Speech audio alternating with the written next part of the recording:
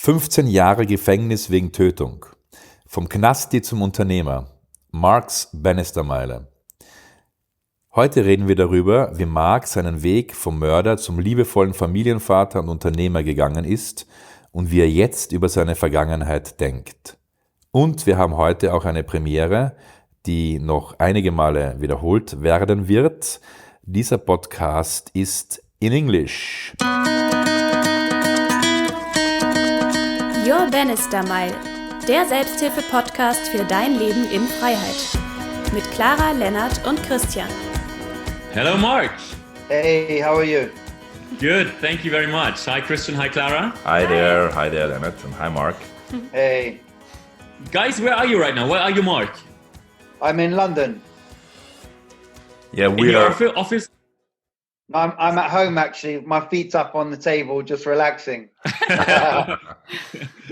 We are as usually boring in Münster. So, and you're in All Scotland, Leonard, right? Again? Yes, on Okay. Scotland, in Edinburgh. Scotland, Edinburgh. Excellent. Cool. Cool.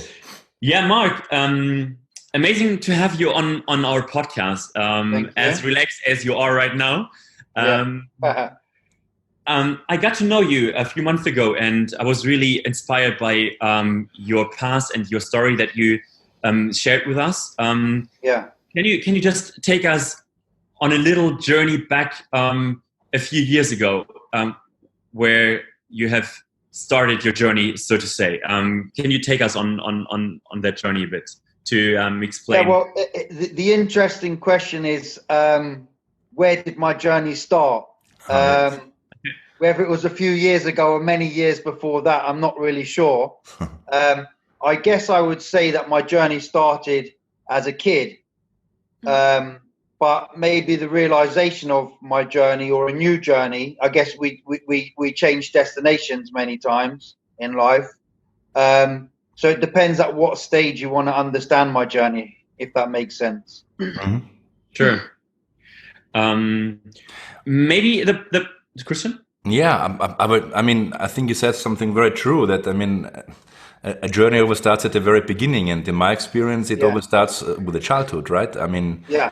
And everything else develops out of this, and of course on other topics as well. But so that would be really quite fascinating, I think, for our listeners to. If you want to share, to. Yeah, I'm happy to share anything that you guys want to know. So Yes, yeah. yes. So maybe it's actually, I don't know. I get the energy. It would be great to get the whole picture, I guess. Okay, so I'll start how Leonard knows me, Yes. and then get to how I got to there, Mhm. and then to make it work in that sense. So I met Leonard in a personal development course, Mm-hmm.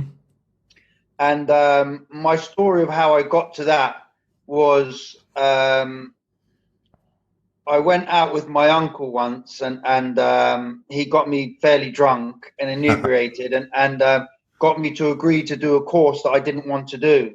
Okay. And because I'm a man of my word, I gave my word that I would do the course, and so I did. And on that course, I had such a realization of my life, I should say. So when I got to the course, I got there about 8 years after coming out of prison. And I had been in prison for 15 years. Mm-hmm.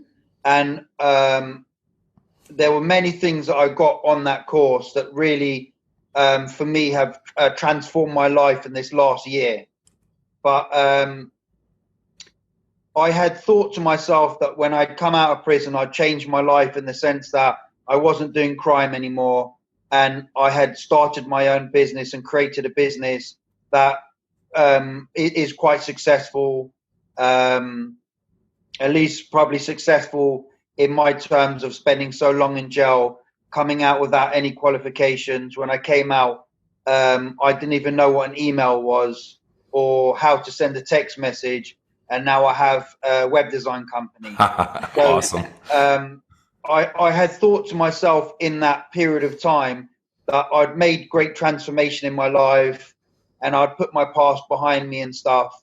But I realized going on the course that my past was all over me, and that I didn't even realize before, but from coming home 8 years being free, every 2 or 3 weeks I used to dream that I was in prison, and then I would wake up and think, shit, I'm home, and I would always be stuck there wondering, when am I going to go home? When am I going to go home?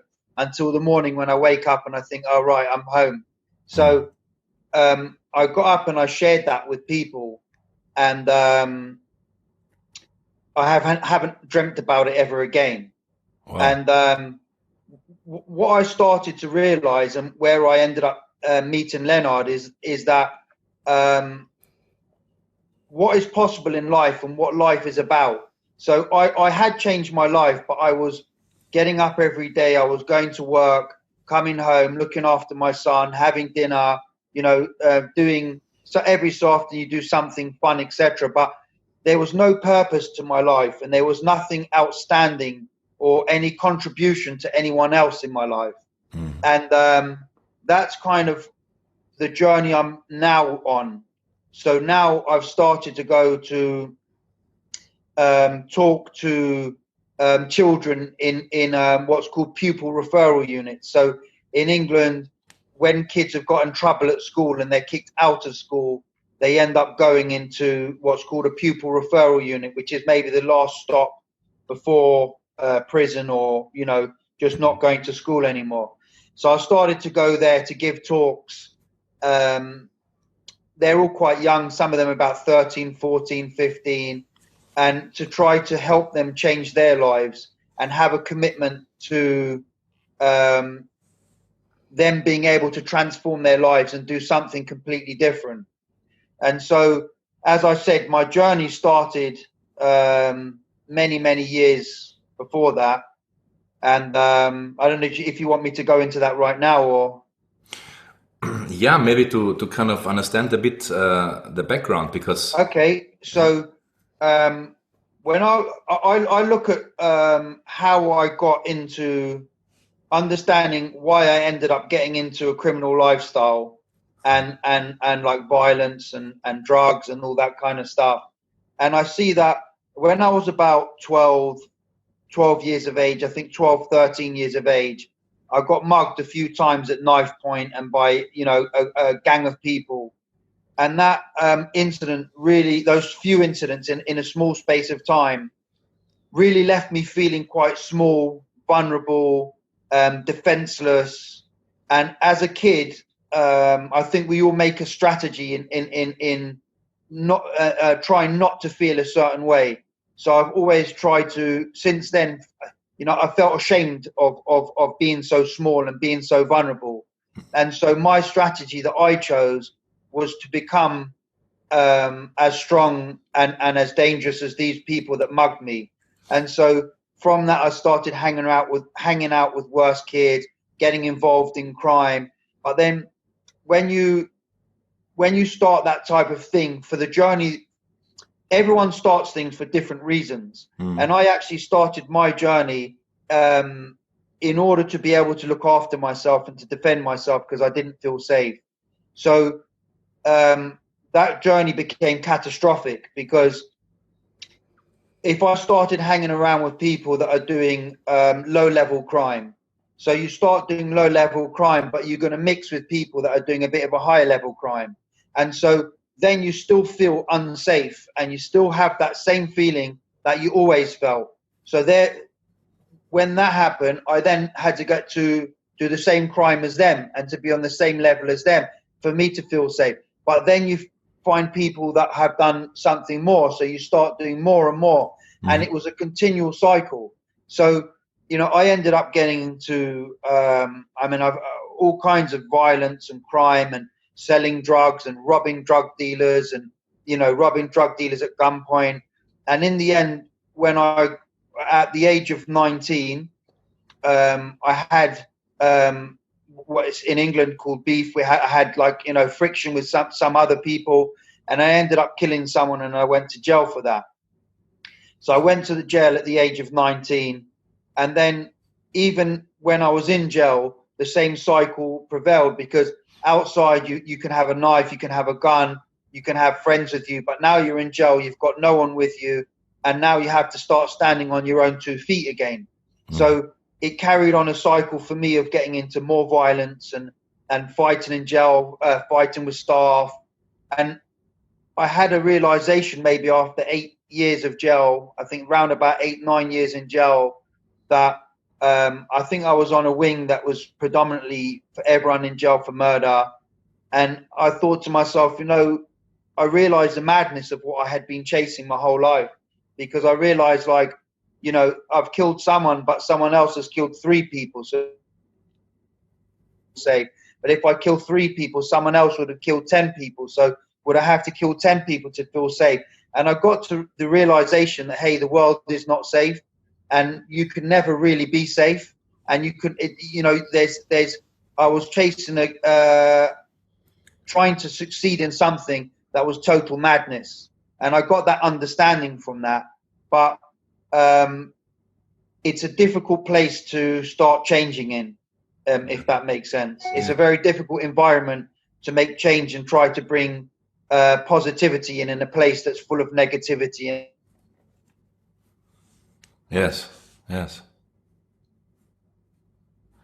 So basically, it was something where what you experienced in a sense of a strategy which you had to do in order to feel safe kind of went all the other way around, basically. Yeah. So, I mean, I learned through certain things that we all have a way of being that is, we have a way of being and acting in order to stop ourselves feeling certain feelings that we didn't like as a child. Yes. And that, which is like an act, and our act will do anything in order for us not to feel like that. Mm-hmm. And unfortunately, I chose that path, and I didn't have someone to give me the understanding that I would really chosen the wrong path. Mm-hmm. I'm not sure if that's the right terminology, because it's like, I don't know what someone could have said to me to direct me to a different path. But yeah, that's the strategy I chose for myself. Mm-hmm. And so when I go to schools to speak to children, every child has a different thing that they're trying to hide, and a different strategy that they've taken on. And it's about trying to get a relatedness and an understanding of them and why they do certain things. Yes. As in order to be able to help them or advise them and show them a different way, if that makes sense. Absolutely. Yeah. If I may just say shortly, it's not, I mean, it's related, of course, but you so strongly remind me of a very good friend of mine who unfortunately died far too early. And he was an Irish guy, actually, but who lived in Brighton and worked in the whole of England. And he was absolutely amazing. And I think he had a bit of a similar background story than you. Yeah. And he was then one of the most sought after psychotherapists in this area, and he was also one of the people who, well, he just didn't have any fear anymore.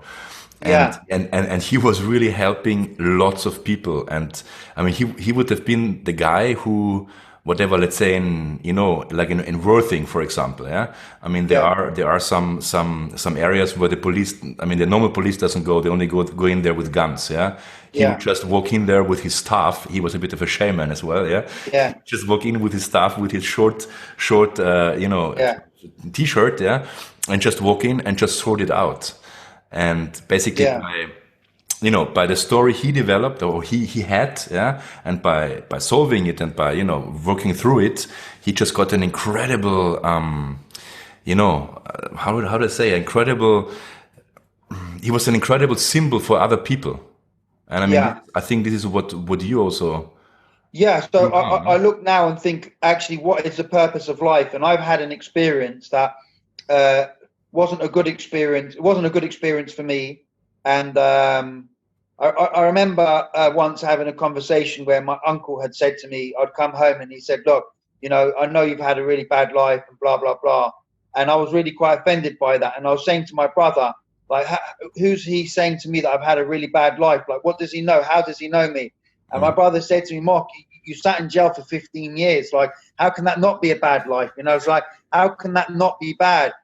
And it's like, I didn't actually have the realization for myself of actually, so I came with the notion that, hey, it's okay. I've been in prison. So what? You know, I've been there. It's like, fine. You know, you get by.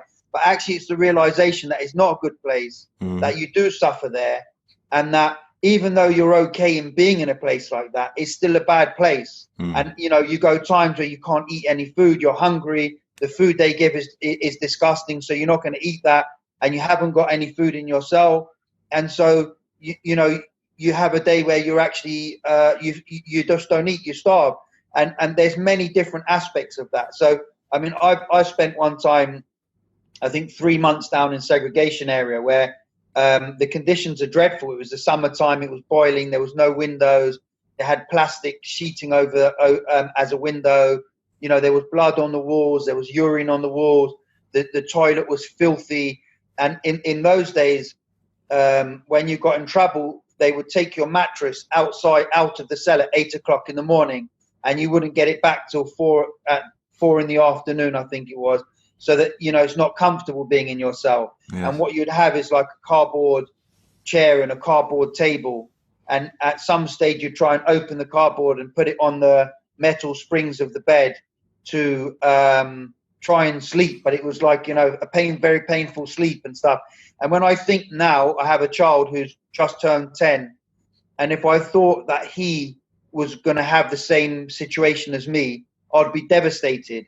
Yet for myself, I don't have that devastation of how I would be. So it's about understanding that, you know, we need to feel that for our own selves, and which is very important. So, yeah. And so with that, I also get that now for purpose, I want to be able to save children from going through that same experience and trying to find out for themselves. I'd rather be someone that's been through that experience and be able to give them words and understanding of what they can actually do with their lives. So I'm now, you know, I'm 43 this month.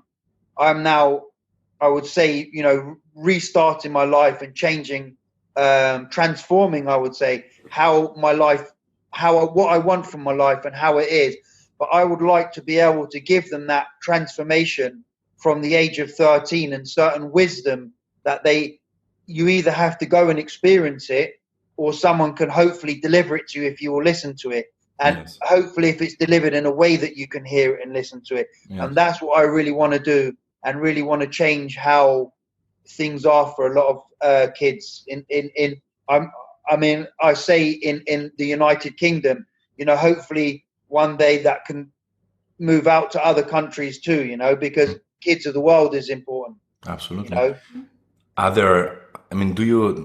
Did you develop a certain kind of, in inverted commas, method or style, you know, how you work with kids? It's actually really interesting, because when I first started, I had no understanding of what I was going to deliver. I just turned up and gave a story. But then I got other people to start coming and giving talks. And so as well as mine, I've been bringing other people into the crews to talk as well. And I start to look and listen to what they deliver and kind of how it sits with the children, to have an understanding of what is really important and what I would like to deliver myself if I go to a new crew to speak to new children. What is it that needs to be the criteria that needs to be discussed and set out for them to have an understanding for their lives? So I think, interestingly, I'm very new to what I'm doing, and it's something that I will learn as I go along. But it's very interesting, because you need to have something set, because when you just turn up and just deliver without any true understanding of what you want to deliver it and why, then I don't think it's very powerful. Yeah. It's Clara, do you want to say something? It's okay, ich kann warten. Yeah. Okay. You just reminded me of my regular cafe just around the corner. It's a guy from Glasgow, and he is end of his 20s, and he was born in Glasgow in one of those very bad neighborhoods, and he was in a gang of 5 people, and 4 out of 5 died due to overdoses, as well crime, gun shootings, and he's the only one who survived somehow. Like, he's now having a cafe just around the corner. He said, really, like, I'm really inspired by him as well, because like I think he hasn't done this transformation as you have done it. He didn't go to prison though, and he like had a different path, but it's really important because like 4 out of 5 people from his gang died, like in the very, very like beginning of their 20s. It's something I wanted to share with you, and maybe I can connect you as well.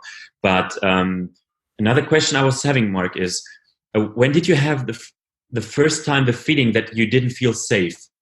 Was there a certain, it really jumps now back into like the beginning of our interview, but was there a certain incident in your life or that you trying to cover, or why did this come up? I mean, so the specific incidents I said at the beginning was that basically I got mugged a few times when I was a kid at knife point, and by like a group of like, I don't know, gang of 12 people. And so it was about going out and feeling unsafe. So when I was younger, I don't know exactly now, but when I was younger, we used to go out freely. Now I think children are kept in because it's a lot more, people find it a lot more dangerous. I think it was quite dangerous then as well. And people used to go out freely, and then in doing so, I didn't feel safe. And then, you know, as I said, I got mugged on a few occasions, and that left me really feeling unsafe and vulnerable. But so basically what you're saying is that would this not have happened, I mean, one could probably with a quite high certainty say. The truth is, I couldn't say what would or wouldn't have happened. Yeah. It's unanswerable. But what I did try to have an understanding for myself is what took me down the journey that I did. Yes. And so I look at, as an adult now, that understanding of safety, and look at how that will affect my life and impact my life now. And what can I do to step outside of that to be comfortable? Because I could feel unsafe now, but if I'm not able to have that understanding that that's what's caused all this chaos in my life, I can feel unsafe now and go and cause more chaos. Yeah. But it's about having that adult reaction to feeling unsafe and being able to step outside of that and be okay to be unsafe, and not go up making it mean more than it should mean, and start doing crazy things in order for me to try and feel safe, you know? Yeah. I will translate in a second. Ja. Sure. Erstmal ganz lieben Dank dafür, dass du das mit uns teilst. Ich finde das ganz besonders. Also ich persönlich kannte bisher niemanden, der jemand anderen umgebracht hat, und ich fühle mich trotzdem total zu dir hingezogen. Also ich weiß nicht, ich hatte keine Ahnung, warum du im Gefängnis warst. Das war das Einzige, was ich von Lennart wusste. Und I would just want to say the first Clara says she's very grateful to you, so thank you for coming and also for sharing. But she said she never knew anybody who basically killed someone before, and the fascinating thing for her is that she feels very drawn towards you. Like there's a, you know, so this is a very interesting experience, I think. Ja. And then you want to continue. Was du am Anfang gesagt hast, das hat mich beeindruckt, dass du sagtest, du hast dich so unsicher gefühlt, dass du immer mehr Grenzen überschreiten musstest, also dass du immer noch eine Stufe höher gehen musstest, und das hat mich sehr an mich selber erinnert. Ich habe mich auch unsicher gefühlt, und ich habe das versucht durch Überdosen zu lösen, also durch Tabletten, und ich hatte das Gefühl, das muss auch immer mehr werden, weil ich sonst nicht sicher bin. Also ich hatte das Gefühl, wenn ich an meine eigenen Grenzen irgendwann komme, dann bin ich sicher. Vielleicht übersetzt du kurz. And Clara said it's interesting. She also had all her childhood and I think teenage years, the feeling that she feels very unsafe. Yeah, and she solved it with overdoses, so with taking tablets. I mean, like yeah, and she also increased this all the time in order to kind of feel safer, maybe a bit more safer, and then check where's the point, basically, where it might end. Yeah. Und das, and I guess the strategy that we all end up using as a child. You know, we don't really understand consequences and can't get into the depths of understanding of things. And Yes. we're trying to make ourselves safe by doing things that just make ourselves more and more unsafe. Ja, und das, was ich dich fragen wollte, war, ich hatte das Gefühl, ich kann das nicht stoppen. Also das verselbstständigt sich irgendwie. Und ich hatte, als du erzählt hast, dass du dann jemanden umgebracht hast, das Gefühl, dass es bei dir ähnlich war. Also dass es einfach so kommen musste in gewisser Weise. Und ich wollte fragen, ob du das Gefühl hattest, dass du das hättest vorher stoppen können. Weil bei mir hat es erst dann aufgehört, als ich auf der Intensivstation war und mir gesagt wurde, dass ich eigentlich hätte sterben müssen. Und bei dir hat es ja auch erst irgendeine Konsequenz gehabt, als du dann tatsächlich im Gefängnis warst. So the actual question Clara wanted to ask you was because she had the experience that she couldn't stop it, so she couldn't control it. And what controlled it for her was that she woke up in the hospital, and the doctors kind of said, "Oh, it's quite fascinating because you took kind of 3 times the overdose and you're still alive, so you should be dead." And this is when it kind of switched. So was there something for you as well? Was it, you know, to go to prison, or was it to kill someone, or then to go to prison, or what was the point where you kind of could turn it around for yourself as an initial energy force, maybe? Yeah. So I think I would say I found myself probably in the same state of out of control, but without trying to be in control. But it was just running. You know, the journey was going and going. As I said, for me, the kind of thing that hit home to me was sat there one day and realizing the madness that I was chasing, and realizing that, you know, what do I need to do in order to prove to myself that I'm safe, or what do I need to do to validate myself? I.e., do I need to, you know, if this one's killed 3, do I have to kill 4? You know, it's just like, where does it end? And I realized that it was just complete madness that I was chasing. And I think that realization was important for me. And then I guess somewhere along the line, the type of sentence I was doing was one that they don't ever have to let you go home. And so there'll be a period, but if you don't behave, you don't go home. And so there came a time when I thought to myself, you know, I want to actually work towards trying to go home now, because, you know, I've had enough, and like, I'd actually like to just be free and be home. So I started working towards that. And actually in prison, I saw this guy who had been teaching people to read, and he got given like a move to an open prison, which is like a lower category, which is where I had to go to a low category to be able to go home. And so when he was leaving, I said to him, "Hey, look, when you're leaving, make sure that I become the person who teaches everyone, and I'm in charge of that, so that will help me to go home." But when I actually started teaching people to read and got that, I got such a fulfillment from helping someone else that couldn't do something. And so I'd taken it for the wrong reasons. But once I took it, I actually found it so rewarding for myself. And it was really, really good. And I think maybe that was the first time in, I don't even know how long, that I'd actually given myself to someone else and done something for them with no commit, just committed for them to learn, but nothing for me to get back from it, just to help them and give to them freely.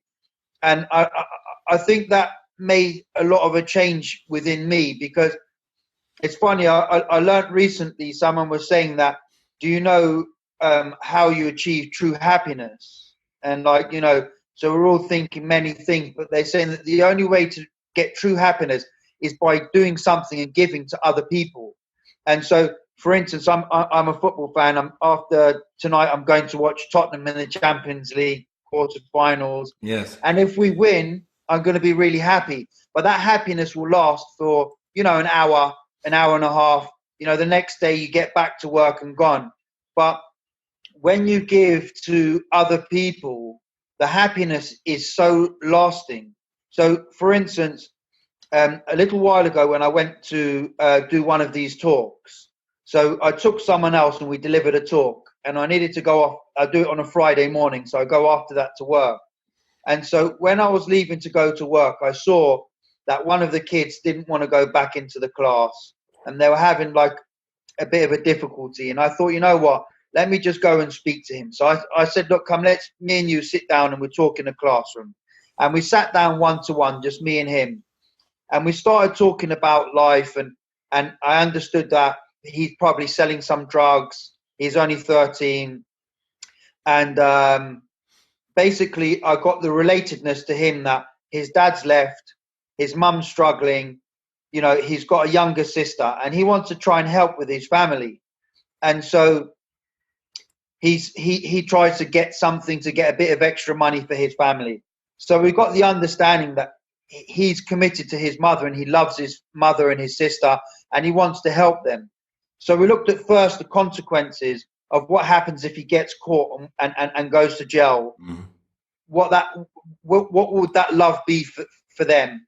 And then second of all, we started to talk about how he can actually make some money legitimately to help his family. And I started making we started discussing a few things, and then we started going through it. And so anyway, the conversation finished that day, and I went to work, and, you know, he had the rest of his day. And something said to me inside, when I come next week, he's going to come to me and he's going to say to me he's made some money legitimately, not through bad stuff. And so he came to me the next week, and he walked straight to me and he said to me, Mark, I made £40 this week. And I felt so happy, and I felt so inspired by him, because he's 13. He didn't have a clue how to make money, but he went out and listened to what I said and made money. And that was his first week. So that was just the start. Then he's going to continue to do more and more. And that left me feeling happy. And when I tell you the story now, I have great happiness with that story. Yes. And that was 3 weeks ago. Yes. And I'm still happy about that right now. Yes. So when you can deliver something that is a contribution to someone else, that happiness is lasting. If I saw in 10 years' time him achieving something amazing, I will still have that happiness. Would be massive for me, you know. And that's like, it just carries on. And so I got the understanding that when you can contribute to other people, when I contributed to them, that gave me a happiness. And I guess it gave me a sense of empowerment for myself, that I've done something that is good. And then gradually, as I went, you know, I worked my way through and got my DCAT and came home, I realized, you know, somewhere along that, you know, what do I want to achieve in my life and what do I want to do? So if that answers your question. Yes, absolutely. I mean, what I find fascinating, I mean, you know, this podcast is called Your Bannister Mile, yeah? And in a way, what I just energetically, well, the kind of the picture I just had when you were talking about this kitten and what you do, you actually open this you open the possibility for a Bannister Mile for these kids. This is how I see it. So you probably the first person in their life who shows them actually that's a possibility and you can actually do it. So you put the light on this path, and this I find absolutely fascinating. And that's the whole idea of my talks, for these children to have the understanding that anything is possible, and that it doesn't matter what situation you're in, how you feel, what you know, anything is possible in life. And that is what I want them to have, that understanding that they can create any possibility they want. Wow. And I think he learned that in that week. Wow. And other kids learned that in that week as well, because when he came to tell me afterwards, look, this is what I achieved and blah, blah, the other kids were like, no, you didn't. And you could see that, hey, yes, he did. And they were inspired by, wow, okay, you went out and you did that yourself. And they were quite shocked. So I wonder if they've tried to take on something now in order to do, because the other thing with children that is really important is peer pressure. So now that kid has gone out, he's earned £40 legally, and maybe this week has been £80. that's inspirational to the other kids. The other kids want to be with him because they're like, well, how did you do that? Exactly. So it's about getting to see if you've got positive role models and positive people and positive friends, then you're going to do positive things as well. Well, it's an amazing multiplier and it's amazing leverage, which is possible there, right? Yeah. Yeah, like a ripple effect. Yeah, exactly. Which the Bannister Mile was, I mean, that's fascinating. Yeah. Oh, I'm very humbled by the things you say. I'm very grateful to do this. It's absolutely amazing because I mean, I don't know. I just have this vision, the change you are already doing and you can do. I think this is massive. This is huge. It's really huge. Because it's really authentic. I mean, whatever. I mean, I work with people a lot, and I also work with children and whatever, in music and areas and all sorts of stuff. Yeah, it's just that when I would go in these situations with kids, yeah, I can talk theoretically. I mean, I can give them some experience and I can show them some possibilities. Yeah, but I think when you do it with exactly these kids, with your background, it's so, 5 billion% authentic that it's so much easier for them, I think, also to take it from you than from someone who comes in with a theoretical, idea of it. I listen to that, and that's true.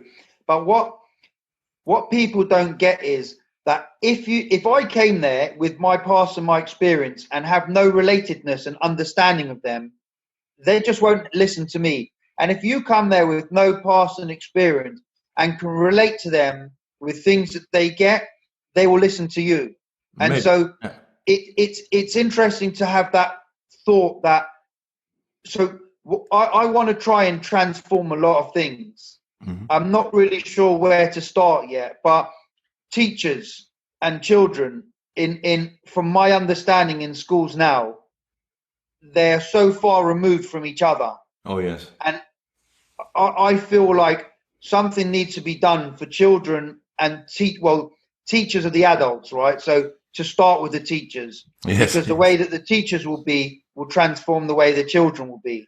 And there needs to be that connection between them, because there's a massive lack of understanding going on both sides. And I really want to be able to deliver something that really changes, starting from the schooling system, starting from so much, because if we can transform the youth of our society, then the whole society transforms, because the youth is our future. Oh, yes. And if we can give them examples as an adult of being in a different way, then, what is possible is huge. Absolutely, absolutely. Ja. Lennart, wolltest du gerade was fragen? Okay. Wenn ich das richtig verstanden habe, dann hast du vorhin gesagt, dass du ein Kind hast, das 10 Jahre alt ist, glaube ich. Stimmt das? Ja. Ja, okay. Und dein Kind weiß wahrscheinlich von deiner Vergangenheit, nehme ich an. Mich interessiert, ob dein Kind dadurch ein anderes Verständnis hat von Gemeinschaft und vielleicht auch von Vergebung oder von Dingen, die passieren, und von Vergangenheit, die man aber dann ändern kann in etwas, was man einfach selber für sich wählt, und wie die Reise weitergeht. Clara said, if you understood correctly, you have a 10-year-old son, right? That's right, yeah. Yeah, and she was first of all wondering if he knows about your past, and if yes, or in any case, how he would, what his point of view would be to the question of forgiving, or how one can actually change one's past, how one can step out of one's past, because this is, I think, what Clara experienced herself as well. I mean, she was some years ago a totally different person, and when you would meet her now, you would bet, both of your hands and your arms and everything you have, like I would do with you when I would meet you. We meet each other now over the internet, but I'm pretty sure this impression would be even stronger. I would say, no way. You know what I mean? So, is there some perspective your son has which might be very different to the themes like normal children, so to say?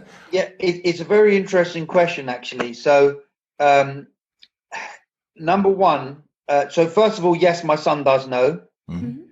And he's known for about 2 years in the summer. Mm-hmm. I question myself regularly about whether he should have known or not, that he was too young to know, and that he didn't need to be burdened with that knowledge. It's interesting thing is that so when I was a kid, when I was 19, I committed a crime, and I knew at the time the consequences of my actions. So, you think about certain consequences, but there's always consequences that you could never foresee. And so my actions as a 19-year-old, on my consideration at the time, would never have had me think, well, what about when I'm an adult and I might have a child? What will the consequence be to him? And it's something that really comes home to me now. So for my son, I think it was a very devastating thing for him to hear. And I think he quite struggles with it, the knowledge of that now. And I try to just, I'm comfortable in the fact that it's difficult for him to deal with my past. I try to see in what way that I can try to help him and be open with him, for him to share freely with me how he feels and what he wants. And I think he hasn't done so much yet because he's so sweet. He doesn't want to upset me. And I was with him the other night, and I said to him, I'm not with his mother. His mother, we live separately, and I have him 50% of the time. And he came to me on Sunday evening, and he's got an older brother with his mother who's 19 that lives with them at his mum's house. And I said to him, look, what do you want to do? Do you want to be here or do you want to be with your brother? And he was, and I said, look, be free to say whatever you want. And he's like, okay, I want to be with my brother. I want to go and play PlayStation and be with my brother. So I was like, look, I'm totally fine with that. And please always be free to express yourself and say what you want, and not worry about how you think I might feel about it. And then I also said to him, and I feel like if you have stuff to do with my past that's hurt you and that you're struggling with, and you feel like you would really like to get it off your chest, but you don't want to say because you're worried about me, I really want you to share that and be open and speak freely. And, he smiled and seemed really happy at that offer. He didn't take up anything to deliver to me, but he's just aware that he can speak freely as and when he wants. But I think it's very difficult for him. And he shared it for the first time the other day with a friend of his at school in his class. And the kid didn't care and was like, like whatever. And I think that helped him a lot as well. And I'm really quite glad he did share that with his friend. And I'm kind of at a stage where I don't care if the parents in his school find out about me, because I'm totally fine with my past and I can speak about it and discuss it with people. And so I think he really needed that himself. But to answer your question as such, I'm not really so sure his thoughts and feelings exactly. Okay. Thank you. Thanks. One question, Mark. How is it when you are, first of all, when you came out of prison, how was it for you, since you probably didn't have too much contact with friends? I mean, your former friends were anyways not really the best environment. How was it afterwards, finding friends, finding your wife, getting in touch with business partners? And even now, how do you perceive people when you share the story? Because I know you as a really authentic and generous person, and it's, as Clara as well, or as you just both discovered, it's so far away for you and for us. How is it perceiving, or how do you perceive now interactions with people when you share your story, or even with your employees? I mean, how is it? So it's a very interesting question, actually. So I first came home. I went on a escorted visit with an officer, and the minute we drove out of the prison, I wondered to myself before, how would I feel? And as soon as we drove out and we got onto a road, I felt like I'm back where I'm supposed to be. And I didn't have any weirdness around being home. I just felt like, I'm back. And then the internet was something new, and I was like, I really wanted to discover it. So that side of things was okay, but I had no qualifications. I'd never worked before. And it was like, well, what am I going to do? I think for a very long time, even till probably just before I started that personal development, I kind of carried the identity of myself with me, of that, hey, I'm Marc and I've been in prison for 15 years. And I carried that around with me as my identity, and that feeling that, I couldn't really share with people, and that people wouldn't really accept that. And it was very difficult for people to accept. I think now when I share with people, people have a different listening for me. And I think I've created a different listening for myself, like a different identity, in that I'm Marc and I've been in jail for 15 years, and now I try to transform the lives of young children. And so there's a purpose that comes with that now, that before there was no purpose. It was just that alone. But now it was that now creates a possibility somewhere else that now can be used for something special. And I think that kind of element changes kind of who I am a lot. I think it really does, even though it doesn't, it kind of does, because now there's like a use of the bad stuff to make good stuff. And so it kind of makes a little bit of understanding that, hey, that bad stuff maybe was worthwhile, because now I can use so much good stuff with it and make so much transformation for people with that, if that makes sense. But at the same time, I look at it and think, well, what if I didn't do that anymore? What would that mean for me? But I'm much more comfortable with where I've been and who I am nowadays. And I feel like I have changed my life in the sense that I don't do crime. I'm not within that circle. Coming out, I guess I hadn't seen friends for, forever. And I'd lost contact with friends, and a lot of friends I didn't want to take contact back with. And I use the term friends quite loosely, because most of them weren't my friends. They're acquaintances. When you're doing crime, you're not really true friends.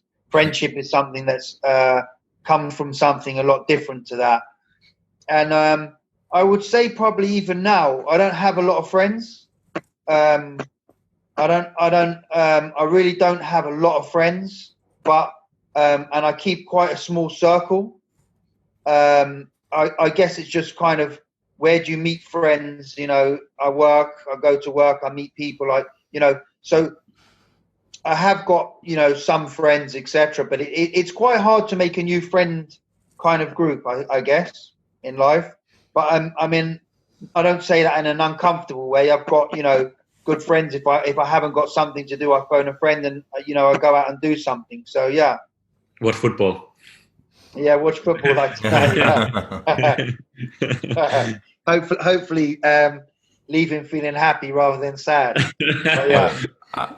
Yes, we cross our thumbs, definitely. Our fingers hold our thumbs, yes. Du hast vorhin gesagt, dass du total fein bist mit deiner Vergangenheit, also dass da alles passt für dich. Hat das für dich auch dazu gehört, dass du Kontakt zur Familie der Person aufgenommen hast, die du getötet hast? Also hat das zu dem Prozess dazugehört, dass du jetzt sagen kannst, du kannst damit gut umgehen? And Clara was said that you said before that you're fine with your past, so it's integrated in you, and it's free basically. Yeah. And she was wondering, did you have contact to the family of the guy whom you killed, or was this part of it? No. No. Okay. I'm not allowed contact with them. Oh, you're not? Okay. No. Okay. Leonard? Yeah.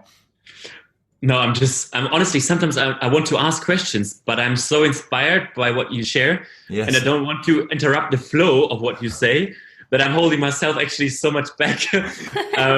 Yeah, that's the truth. I'm just listening all the time, Mark. And I'm just listening actually all the time. And I'm really inspired what you say. Because I haven't known the entire story actually. Right. I just knew parts of it, and actually, yeah. Really. I mean, what would interest me a lot, Leonard, for the future. I mean, let's say we did it with some other guest we had on our podcast. Let's say in a year's time, or even shorter, to have another a part two, so to say, and and to get to know from you, what happened or your projects, and stuff like this. Yeah. This would be really cool, I think. Mm-hmm. Yeah, so that would be good. Yeah. Mm-hmm.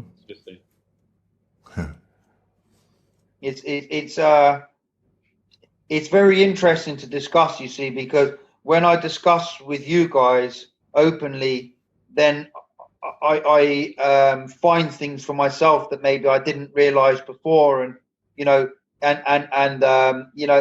it's very interesting for me too, because I'm quite interested in discovering myself and what I want to do and what I want to achieve and all those kind of things, So, and when you speak it, it's real, Yes.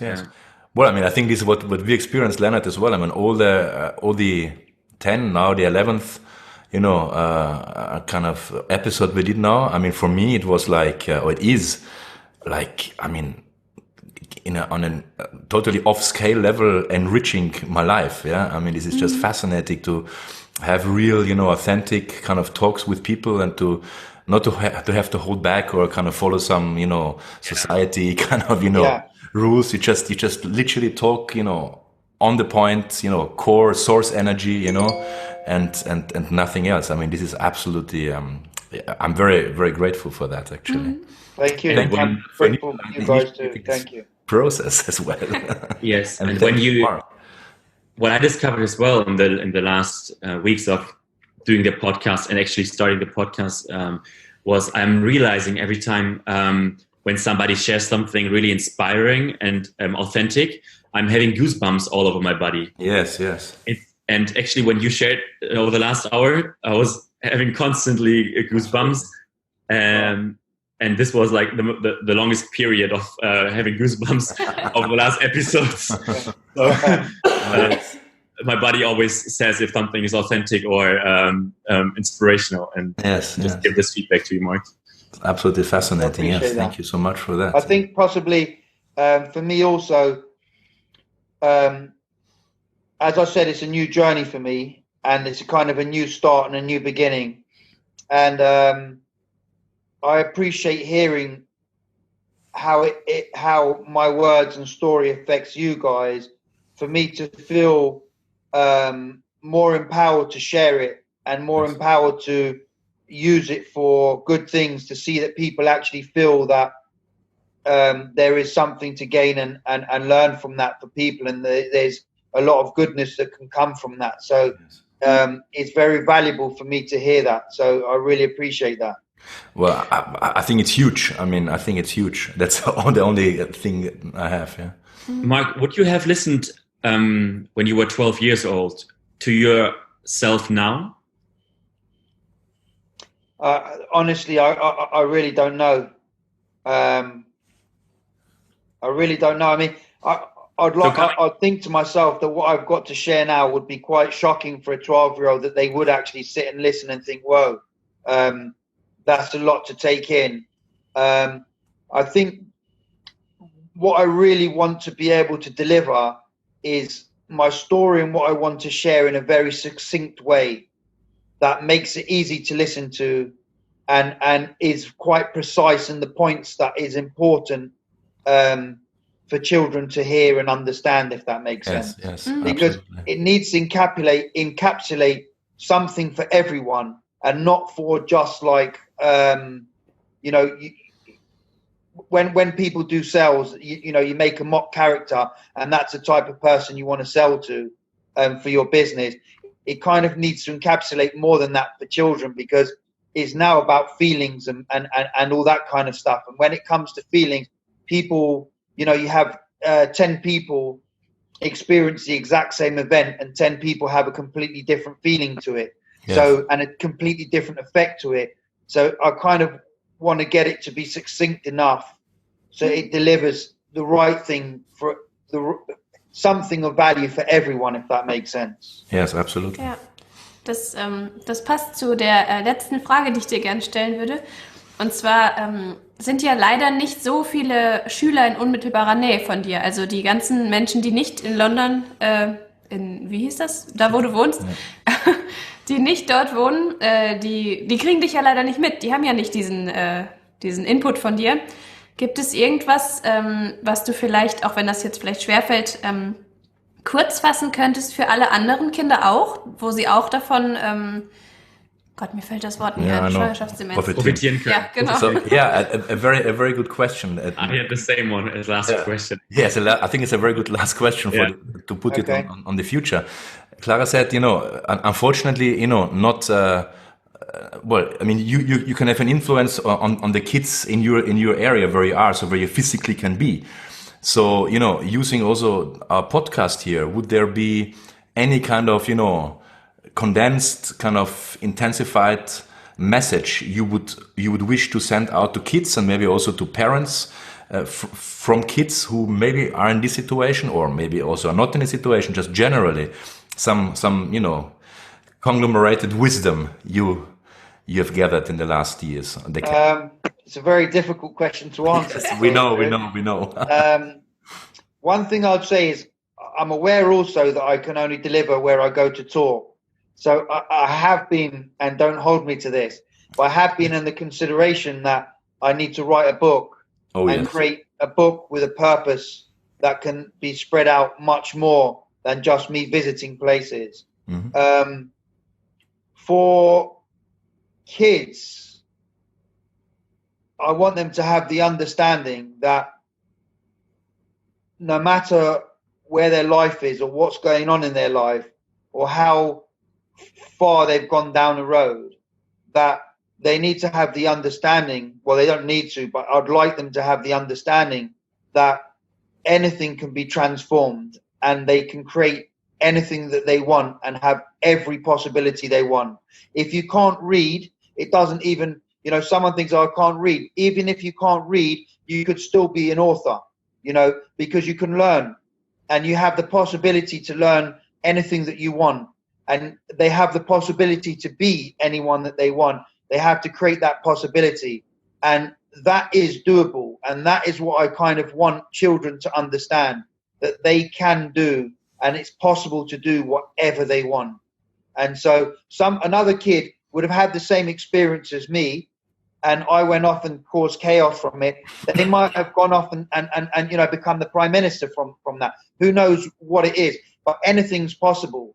And so a lot of people get stuck in the understanding. So people would think, well, what would have been possible for me, someone who's come out of jail for 15 years, no one really wants to employ them. What would be the possibility for me to create for my life? And the probability is that I probably end up back in jail, right? And doing another prison sentence. But I've created a new possibility for myself, and I'm continually creating new possibilities. And I want them to know that is the possibility that they can create. And I think for parents of kids, I think the number one thing that I would say for them is to always keep their love for their child, and to love their child, doesn't matter what they're doing, to love them and be with them and support them and never ever give up on them, and always to remind them and let them know of the possibilities that they can have. And I think the most important thing is understanding that we all go through things that are tough in life. And when you have that love, so for me, okay, I didn't change my life before, but I got love from my family whilst I was still in jail. And, you know, I remember there was one jail I was in, and the visits were at 2 o'clock in the afternoon. And if you arrived for the visit as a visitor at 2 o'clock, they wouldn't even let you in till 3:30, and the visit would be finished at 4. And if you come in at maybe 1 o'clock, you might get in at 3 o'clock. You know, and it didn't matter if it was raining, snowing. My father would stand outside at 12 o'clock. He'd be there, and he'd queue for 2 hours so that he would be in at 2 o'clock, you know, 2:05. And I saw that commitment from him, and that commitment was delivered with love and care for me. And that love and care, even though I was in a place where there was no love and there was anger, that love radiated through to me, and I felt that passion and commitment from him. And that was massive, because we go down and do wrong things, but kind of to come back, what I would say on to be on a good side, it is with love, and you need love and care, and I think that's something that's missing in everyone's lives. Not everyone's life, but in life in general, is a love and care for everyone, and the love and care for a stranger that you don't know. And it's that love that really creates new possibilities, you know? Yes. Wow. Wow. Yeah. Well, I think that's an amazing final statement. What would you say, Leonard? Yeah, no, I'm speechless. Thank you very much, Mark. Yes. Thank you so much, Mark. Leonard, do you want to outro? Yes. Yeah. So, Mark, first of all, is there any chance, in case somebody's listening now, to reach out to you? Is there anything we can maybe put into the show notes, or should they text us and we forward the contact to you? Is there any or if people? I haven't got a clue. I mean, in the sense that I never thought about such a thing. I mean, the honest truth is, you told me doing a podcast, I actually was just committed to coming and delivering something and speaking freely. I don't know where you're sharing it and where it's going. So I don't know what's your general format as such. The general format is that we upload it now, and in case a parent is listening to our podcast, and or even a school, I don't know, in the south of the UK or in Germany or where else, is inspired by you and wants to reach out and wants to, I don't know, get an advice from you, or even wants to have you on the school. That's the context where I'm coming from. So what would you suggest? What would you suggest? Well, I mean, you know, sorry, may I just say, Leonard, just to explain, we have each podcast is kind of hosted, on a website, and there are show notes. So we write something, yes, and of course, in this text, we can put anything. We can put a contact. We can put, I mean, we can do anything, whatever you wish. Yeah, if you say you don't want kind of a direct contact, you can. We can put our, bannistermile.com address, and we'll forward it to you, whatever you want. I mean, we can discuss that after. I mean, I'm happy with whatever we discuss that element. That's easy. Not perfect. Perfect. Okay, perfect. That's a good solution. Yes. In case, dear listener, you want to be part as well on the podcast, you want to contribute, you want to share your Bannister Mile, or have another inspirational story which you would like to share, just drop us an email, visit yourbannistermile.com, and visit us on social media. We are present on all platforms, and that's the official part. And thank you very much, Mark, thank you so much. Thank you for having me on the podcast, for being so honest and sharing your story, inspiring people. And you're really an inspirational person, and thanks so much for sharing the story with us. That's all I can say, really. Thank you for having me. Great, everybody. We wish you a good night, a good morning, a good day, a good weekend, wherever you listen to us, and tune in next time. Bye. Bye. Ciao.